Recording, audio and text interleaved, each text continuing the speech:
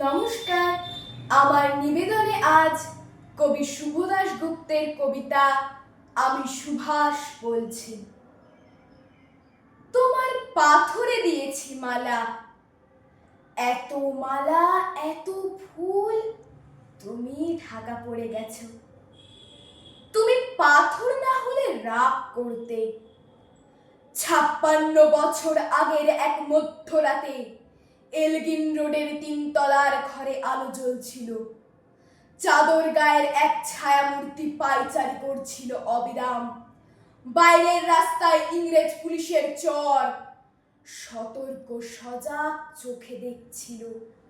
তার সব সতর্কতাকে বুদ্ধু বানিয়ে তুমি তখন অন্ধকার চিরে ছুটে চলেছ আলোর পথে। দেশের মানুষ, কাকপক্ষী কেউ টের পায়নি। তুমি চলে যাবার পর 56টা শীত, বর্ষা, গ্রীষ্ম উধাও। তুমিও সেই থেকে প্রত্যেক জানুয়ারিতে পৃথিবীর এপাড়া ওপাড়া সব মাটিতেই তোমার অনশ্বর পায়ের ছাপ, সব রাইফেলে তোমার বুকের বারুদ, সব কুচকাওয়াজে তোমার স্বপ্নের ছন্দ। পরশ পাথরের মতো স্বাধীনতাকে খুঁজেছে তোমার অন্তরে লুকিয়ে থাকা খেপা। তোমার গন্তব্য ছিল স্বাধীনতা, তোমার পথ ছিল স্বাধীনতা, তোমার স্বপ্ন ছিল স্বাধীনতা, তোমার প্রেম ছিল স্বাধীনতা। তুমি রক্ত চেয়েছিলে স্বাধীনতার জন্য, তুমি তাই পাথর।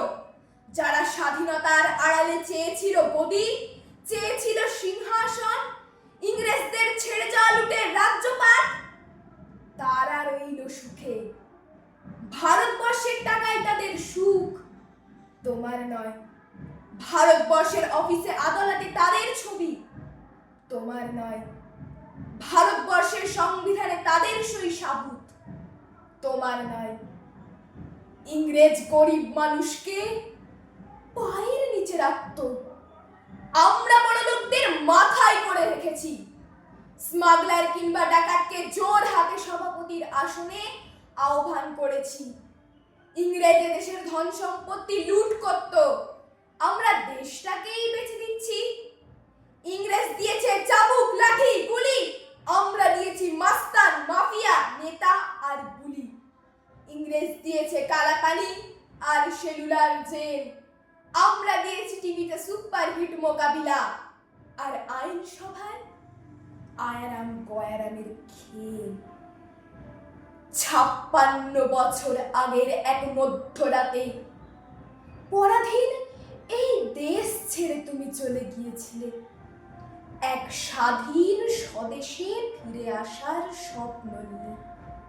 তুমি ফিরে আসনি, স্বাধীনতা এসেছে। তার কাঁধে ঝুলি ভরে নিয়ে এসেছে ভোট নামক রাজস্ব যোগ্য, গণতন্ত্র নামক চিরায়ত মাৎসর ন্যায়, প্রগতি নামক লোক ঠকানো স্ট্যাটিস্টিক্স, সংহতি নামক বিস্ফোরণের চুরমার, ঐতিহ্য নামক মন্দির মসজিদের ঝগড়া, আর সমুদ্র হিমাচল ভরিয়ে দেওয়া ভাষণ, ভাষণ আর ভাষণ। 56 বছর ধরে তুমি পাথর হয়ে আছো। 56 বছর ধরে ভারতবর্ষ অধীর অপেক্ষায় কান পেতে আছে। ইথার তরঙ্গে কবে হঠাৎ শোনা যাবে স্বাধীনতার নিজস্ব কণ্ঠস্বর। আমি সুভাষ বলছি, আমি সুভাষ বলছি। নমস্কার।